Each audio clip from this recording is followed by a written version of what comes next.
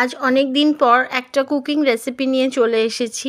আজকে করব শীতের সব সবজি মোটামুটি যেগুলো থাকে বাড়িতে, বিট, গাজর, ক্যাপসিকাম এই সব দিয়ে একটা ভাজা টাইপের। তো প্রথমে আমি ফ্রাই প্যানে তেল দিয়ে দিলাম, দিয়ে সর্ষের তেল অবশ্যই, দিয়ে আলু আর পেঁয়াজটা একটু প্রথমে ভেজে নেব। তারপরে আমি বিট আর গাজরটাকে একটু হালকা ভাপিয়ে নিয়েছিলাম, যেহেতু একদম তেলে ভাজা ভাজা করতে প্রচুর সময় লেগে যায় আর বিটটাও একটু শক্ত থাকে। তো সেই কারণে প্রথমে আমি একটু সিটি দিয়ে নিয়েছিলাম একটা মতো।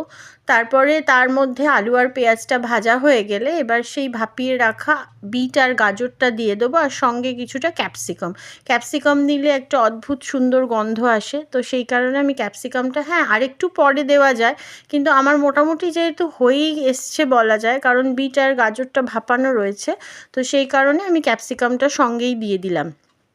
আর ভীষণ ভালো লাগে এটা গরম ভাতে খেতে। একটু কাঁচা লঙ্কার একটা ঝাল ঝাল থাকবে। অবশ্যই এটা সর্ষের তেলে করতে হবে, কারণ সাদা তেলে অনেক সময় আমরা যেগুলো ভাবি যে সাদা তেলে ভাজাভুজিগুলো হয়ে যায়, কিন্তু এই ভাজাটা একটু সর্ষের তেলে করলে বেশি ভালো লাগবে। তো সেই কারণে আমি সর্ষের তেলেই করেছি। আর পুরোটাই ভাজাই হবে, এক ফোঁটাও জল এখানে পড়বে না। নাড়তে ভীষণ ভালোভাবে নাড়তে হবে, না হলে একটু লেগে যাওয়ার সম্ভাবনা থাকে, কারণ যেহেতু আমি হাই ফ্লেমে করছি একটু কচকচে ব্যাপারটা রাখার জন্য। তারপরে অল্প একটু চিনি দিয়ে দেবো। নুন এখানে আর আমি অ্যাড করছি না, কারণ আমি যখন বিট গাজরটা ভাপিয়েছিলাম তখন তার মধ্যে নুন দিয়েছিলাম, তো সেই কারণে আর নুন এখানে অ্যাড করব না। একটু চিনি দিয়ে আবার নাড়ানাড়ি করব, পুরো কনস্ট্যান্ট এটা নেড়েই যেতে হবে, কারণ না হলে লেগে যাওয়ার সম্ভাবনা থাকে।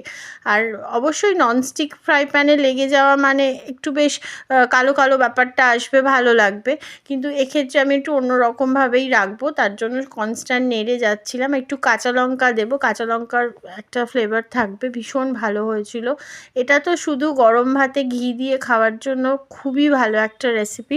আর এই শীতকালে আমাদের বাড়িতে যা কিছু থাকে সেগুলো দেখবেন একটু পেঁয়াজ আর একটু আলু দিয়ে ভাজলেই ব্যাস হয়ে যায়, আর কিচ্ছু লাগে না। এটার সাথে পেঁয়াজ কলি থাকলে দেওয়া যাবে, বিনস থাকলে দেওয়া যাবে, মটরশুঁটি দিলেও ভালো লাগবে, কিন্তু এতগুলো সবজি আবার দিয়ে দিলে তখন আমার বাড়ির লোকেদের কিছু মানুষের তো প্রবলেম থাকে, তখন তারা আবার সেগুলো খাবে না। তো সেই কারণে আমার বাড়িতে সবই ছিল, এগুলো আমি অ্যাড অন করিনি। আপনারা অবশ্যই করতে পারেন।